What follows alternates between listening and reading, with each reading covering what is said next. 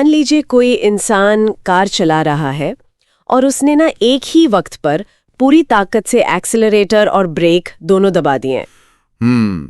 तब तो या तो इंजन धुआं छोड़ देगा या कार बिल्कुल बेकाबू हो जाएगी। बिल्कुल। आज की हमारी इस गहन चर्चा में ना हम एक ऐसे ही दिलचस्प विषय का विश्लेषण कर रहे हैं। हाँ, और ये विषय हमारी स्रोत सामग्री the devotional path to a successful life नाम के एक लेख से जुड़ा है। सही कहा। और इस लेख में ना एक बहुत ही सीधा लेकिन बहुत ही गहरा सवाल है। वो सवाल कि भक्ति के साथ एक सक्सेसफुल लाइफ जीना चाहती हूँ, क्या करूं? एकदम।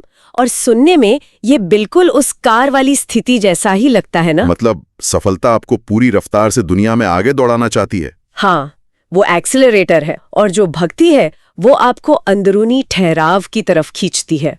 देखा जाए तो ये विरोधाभास बहुत ही स्पष्ट है। अगर हम इसके अर्थ की गहराई में जाए ना, तो सफलता का सीधा सा मतलब होता है महत्वाकांक्षा। बड़े लक्ष्य हासिल करना। बिल्कुल, उपलब्धियों के पीछे भागना। इसमें जो मैं और मेरा की भावना होती है वो बहुत मजबूत होती है। हाँ, क्योंकि सफलता में तो इंसान खुद को ही आगे रखना चाहता है। वही तो। और दूसरी तरफ जो भक्ति है उसका पूरा आधार ही समर्पण है। मतलब अपने अहंकार को मिटाना और सांसारिक इच्छाओं से मुक्ति पाना। तो जब स्रोत में कोई इन दोनों को एक साथ चाहने की बात करता है तो वो पुरानी धारणाओं को तोड़ रहा है। एकदम सही। ये उस पारंपरिक सोच को सीधे चुनौती देता है कि ऊंचाइयों पर पहुंचने के लिए आपको आध्यात्म को छोड़ना ही पड़ेगा। लेकिन रुको, मैं ये सोच रही थी कि ये व्यवहारिक रूप से काम कैसे करता है। कैसे मतलब? मेरा मतलब है कि भक्ति का तो मूल विचार ही इच्छाओं को छोड़ना होता है ना। हाँ। अगर कोई व्यक्ति ऑफिस में अपने प्रमोशन के लिए दिन रात एक कर रहा है, हाँ, कॉर्पोरेट लाइफ में, तो वो उसी समय उस नतीजे से खुद को अलग कैसे कर सकता है? ये तो वही बात हुई कि आप रेस भी जीतना चाहते हैं और ये भी कह रहे हैं कि हार जीत से कोई फर्क नहीं पड़ता। ये बहुत ही वाजिब सवाल है। तो जो इंसान ये पूछ रहा है कि क्या करूं, उसे हम क्या जवाब देंगे?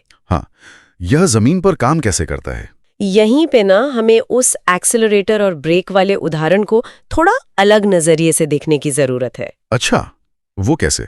देखिए, ब्रेक का काम कार को सिर्फ रोकना नहीं होता है।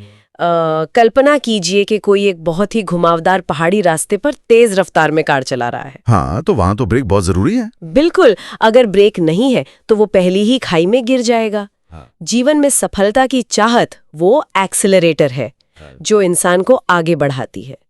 लेकिन जो भक्ति है वो वह ब्रेक है जो उसे बर्नआउट या गहरे तनाव की खाई में गिरने से बचाती है। मतलब जो सफलता पाने के लिए अनैतिक फैसले लिए जाते हैं, भक्ति उनसे भी बचाती है। एकदम सही पकड़ा आपने। यानी भक्ति महत्वाकांक्षा को खत्म नहीं कर रही है। बिल्कुल नहीं। बल्कि वो उसे एक बहुत ही सुरक्षित और संतुलित दिशा दे रही है। इसका मतलब है कि जब कोई व्यक्ति प्रमोशन के लिए मेहनत कर रहा है तो उसकी ऊर्जा 100% है। हाँ, वो उसका एक्सेलरेटर है। लेकिन अगर किसी वजह से प्रमोशन नहीं मिला तो जो निराशा या डिप्रेशन हावी हो सकता था ना, भक्ति उसे रोक लेती है। यही तो ब्रेक है। वो व्यक्ति प्रक्रिया में पूरी तरह शामिल है लेकिन नतीजे को लेकर उसका कोई अंधा मोह नहीं है। समझ गई। और असल में यही वो हाव है जो स्रोत में पूछे गए सवाल का जवाब देता है।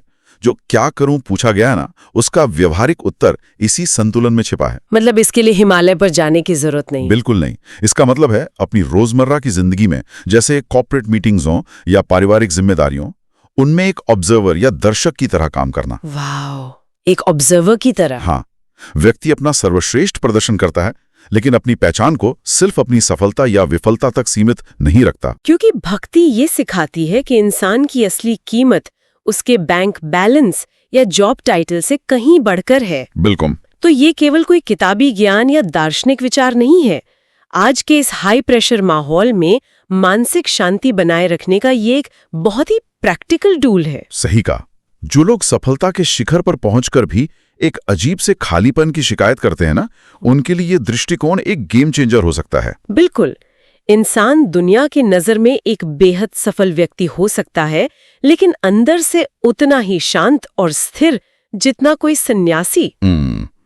और यही इस पूरे विश्लेषण का सबसे अहम बिंदु भी है। हाँ, ये जो सवाल है कि भक्ति और सफलता एक साथ कैसे पाएं, ये असल में ये दर्शाता है कि आधुनिक दौर में लोग अब सिर्फ बाहरी चकाचौंध से संतुष्ट नहीं हैं। उन्हें अचीवमेंट्स के साथ साथ वो स्थिरता भी चाहिए जो उन्हें मानसिक रूप से खोखला न होने दे। एकदम सही। ये वाकई बहुत ही ज्यादा सोचने पे मजबूर करने वाला विश्लेषण है।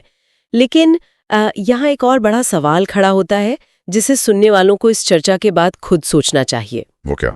अगर इस भागदौड़ भरी जिंदगी में भक्ति सच में शामिल हो जाए और वो एक्सीलरेटर और ब्रेक वाला शानदार संतुलन मिल जाए, तो क्या सफलता की हमारी परिभाषा वही रह जाएगी जो दुनिया ने तय की है? ये बहुत गहरा विचार है। या फिर उस नए ठहराव में हमारी सफलता का पैमाना ही पूरी तरह से बदल जाएगा?